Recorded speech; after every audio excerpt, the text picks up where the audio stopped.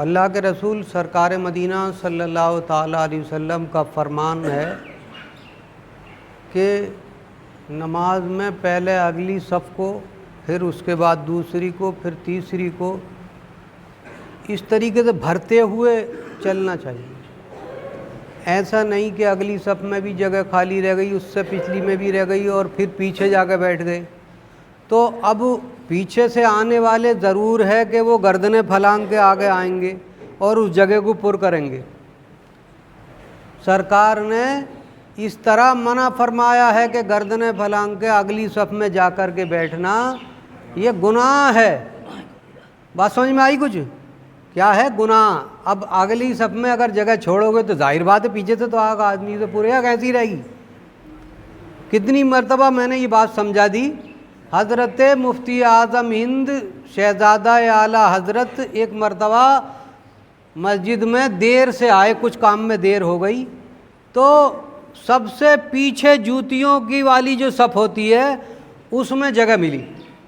اب لوگوں نے جو دیکھا، حضور مفتی اعظم ہند تمام احترام کرتے تھے، وہ آج بھی احترام کرتے ہیں، ان کے نام کا احترام کرتے ہیں، تو لوگوں نے جب دیکھا سرکار آ جاؤ، آگے آ جاؤ، آگے آ جاؤ، آگے آ جاؤ، تو آپ نے ارشاد فرمایا میں نے سرکار کی حدیث پڑھی ہے، سرکار کی حدیث پڑھی ہے کہ پیچھے آنے والا اگر گردنیں پھلانگ کے آگے جائے گا تو اس کا جمعہ قبول نہیں ہوگا، اس لیے میں اپنی نماز خراب نہیں کر سکتا، میں وہیں بیٹھوں گا۔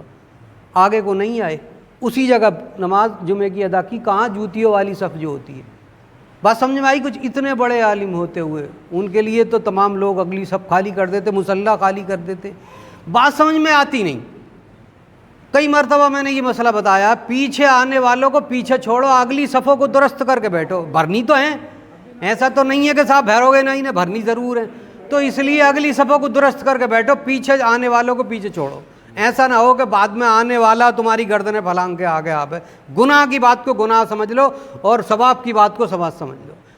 بھائی جب اللہ کے حضور اپنے بندہ ہونے کا تم اقرار کرنے آئی گئے، بندگی کرنے، تو پھر اکڑ کس بات کی ہے کہ میں تو یہیں بیٹھوں گا؟ پھر اکڑ کس بات کی؟ اکڑنا تو اپنے گھر بیٹھے رہو، کیا ضرورت پڑی ہے بندگی کرنے کی؟ اللہ کے گھر میں آنے کی ضرورت کیا؟ بتیرے چلے گئے اکڑنے والے۔ درود پاک پڑھیے، اللہم صلی علی سیدنا و شفینا و نبینا مولانا محمد مبارک وسلم، صلاۃ و سلام علیک یا رسول نحمدہ و نصلی علی رسول الکریم، اما بعد فاعوذ باللہ من الشیطان الرجیم، بسم اللہ الرحمن الرحیم۔ فاما من طغى وآثر الحیاۃ الدنیا فإن الجحیم ہی المأویٰ واما من خاف مقام ربہ ونہی النفس عن الہویٰ فإن الجنۃ ہی المأویٰ۔ یہ 30ویں سپارے کی سورہ والنازعات جو دوسری صورت ہے، دوسری صورت، اس کی 2-3 آیتیں ہیں، آپ کے سامنے تلاوت کرنے کا شرف حاصل کیا۔ رب کائنات کا فرمان عالی شان، درود پاک سنائیے، اللہم صلی علی سیدنا و شفینا و نبینا مولانا محمد مبارک وسلم، صلاۃ و سلام علیک یا رسول اللہ۔ فرمان یہ ہے، 2 طرح کے مسلمان اللہ تبارک و تعالیٰ نے بتائے ہیں۔ مسلمان کتنی طرح کے ہوتے ہیں؟ 2 طرح کے۔ ایک جو اپنے آپ کو اللہ کے سپرد کر دیتے ہیں، عاجزی انکساری کرتے ہیں اور اس سے خوف کھاتے ہیں، اور ایک وہ اپنی منمانی کرتے ہیں۔ ایک وہ مسلمان جو منمانی کرتے ہیں اور ایک وہ جو اللہ سے خوف کھاتے ہیں، ڈرتے رہتے ہیں۔ تو ان پہلی آیتوں میں تو ان کا ذکر ہے جو اپنی منمانی کرتے ہیں۔ فاما من طغیٰ، فاما بس جس کسی نے سرکشی کی، اللہ کے حکم کو نہ مان کے اپنی منمانی کی، سرکشی کی، فاما من طغیٰ وآثر الحیات الدنیا، اور دنیا کی زندگی کو اس نے سنوارا، جو اس کے جی میں آئی وہ کیا، دنیا کی زندگی کو اس نے ہر طرح سے سنوارا، وآثر الحیات الدنیا۔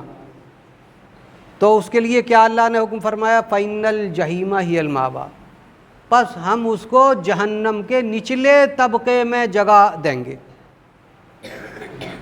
جہنم کے، جہیم جہنم کا سب سے نچلا طبقہ، نچلے طبقے میں ہم اسے ٹھہرائیں گے جگہ۔ اور اب دوسری آیتوں میں، اگلی آیتوں میں اس مسلمان کا ذکر ہے جو خوف خدا دل میں رکھتے ہیں. وَأَمَّا مَنْ خَافَ مَقَامَ رَبِّهِ وَنَهَى النَّفْسَ عَنِ الْهَوَىٰ، اور جو اپنے رب سے ڈرا اور وَنَهَى النَّفْسَ عَنِ الْهَوَىٰ، اپنی خواہشات کو روک لیا، منمانی نہیں کی. جو اپنے رب سے ڈرا اور خواہشات کو روک لیا، منمانی نہیں کی. وَأَمَّا مَنْ خَافَ مَقَامَ رَبِّهِ وَنَهَى النَّفْسَ عَنِ الْهَوَىٰ فَإِنَّ الْجَنَّةَ هِيَ الْمَأْوَىٰ، پس ہم اسے جنت میں مہمان ٹھہرائیں گے. سمجھ میں آ گئی بات؟ دونوں طرح سے اللہ تبارک و تعالیٰ نے ان آیتوں میں ذکر فرما دیا. اسی آیات کی، انہی آیات کی روشنی میں ہم اس دور کو دیکھیں، واقعہ کربلا کا، یعنی اس دور کو ہم دیکھیں اور پتہ چل جائے گا کہ کون جنت کون جہنم. چمنستان رسالت کو، یعنی حضرت امام حسین اور ان کے اہل و عیال، ان کے رفقا کو کربلا میں یزید پلید نے شہید کر دیا. لٹا ہوا اسیران قافلہ، جس میں چند عورتیں اور ایک عابد بیمار تھے، چند بچے تھے، وہ مدینہ طیبہ میں آ گئے. حال دیکھا مدینہ طیبہ والوں نے، مدینے والوں نے اس قافلے کو جاتے ہوئے بھی اور آتے ہوئے بھی جب حال دیکھا، ان کے دلوں میں عشق رسول تھا اور وہ ایمان کا جذبہ لیے ہوئے تھے. اسی دن انہوں نے سب نے یزید کی بیعت توڑ دی کہ ہم ایسے ظالم کو ہم اپنا پیشوا نہیں بنا سکتے.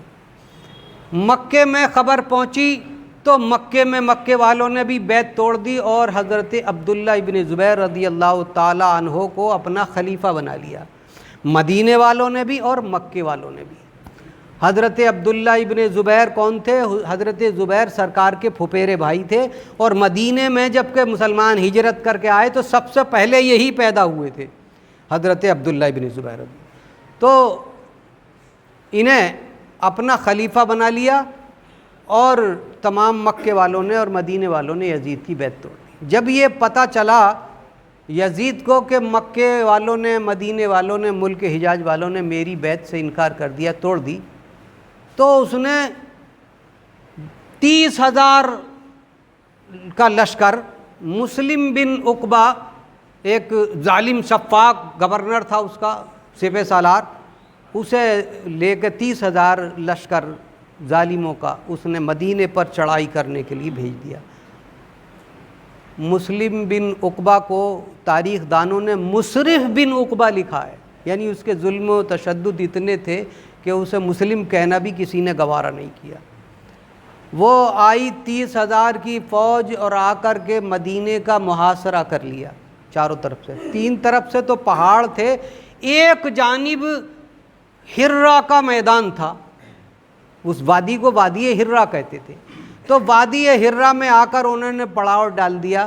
اب تمام مدینے والے اکٹھا ہو کر کے جو سرابردازی شعور لوگ تھے، انہوں نے آ کر کے حضرت زین العابدین حضرت سجاد رضی اللہ تعالیٰ عنہ سے، سرکار امام حسین کے جو صاحبزادے بچے تھے کربلا سے، ان کے آگے آ کے سب نے زانو ادب طے کیا اور کہا کہ آپ ہماری سپہ سالاری کیجئے، ہم ان جیسے نہیں ہیں، کوفیہ جیسے نہیں ہیں، آپ کے اشاروں پر اپنی جانیں قربان کر دیں گے، آپ ہماری سپہ سالاری کیجئے، آپ جو ہے امامت کیجئے اور آپ سردار ہو جائیں. تو آپ نے ارشاد فرمایا حضرت زین العابدین نے کہ اے لوگوں، اگر میرا یہاں مدینے میں تمہیں رہنا اچھا نہیں لگتا تو میں ابھی مدینہ چھوڑ کر کے جنگل میں جا کر کے اور کسی جگہ چھوٹی سی جھونپڑی ڈال کے رہ سکتا ہوں. میرے ابھی وہ زخم جو میں نے دیکھے ہیں، اپنی آنکھوں سے اپنے خاندان کو کٹتے ہوئے دیکھا ہے اور بلکتے ہوئے دیکھا، پیاسا تڑپتے ہوئے دیکھا، ابھی میں بھولا نہیں ہوں. میں اس تمام تمہاری باتوں سے بیزار ہوں. اور آپ اسی وقت اپنا مختصر سا سامان تھا، کوئی زیادہ راہ زیادہ نہیں ہوتا تھا، وہ لپیٹا اپنے حجرے میں سے اور اسی وقت مدینے سے باہر جا کر ایک جھونپڑی ڈال لی اور اسی جگہ رہنے لگے. جب آپ کا یہ انکار دیکھا تو عبداللہ ابن متی ان کے سپہ سالار ہوئے اور 10,000 کا لشکر مدینے سے تیار ہوا اس 30,000 کے لشکر سے مقابلہ کرنے کے لیے. یہ اچانک ایک دم سے تیار ہوئے تھے، وہ پوری طریقے سے ہتھیاروں سے لیس ہو کر کے چھٹے چھٹے اور بڑے شہزور آئے تھے. کئی دن تک جنگ ہوتی رہی، मैसूर होकर जंग करते रहे, तीर अंदाज़ी करते रहे और तलवारों से भी जगह जगह झड़पें हुई। आखिरकार तकरीबन 15 या 16 दिन मुहासरा रहा और ये मदीने के रहने वाले जो थे ये फ़ौज हार गई। मदीने वालों की जो सिपाही थे वो हार गए और वो मदीने में घुस आए। वो यजीदी लश्कर वाले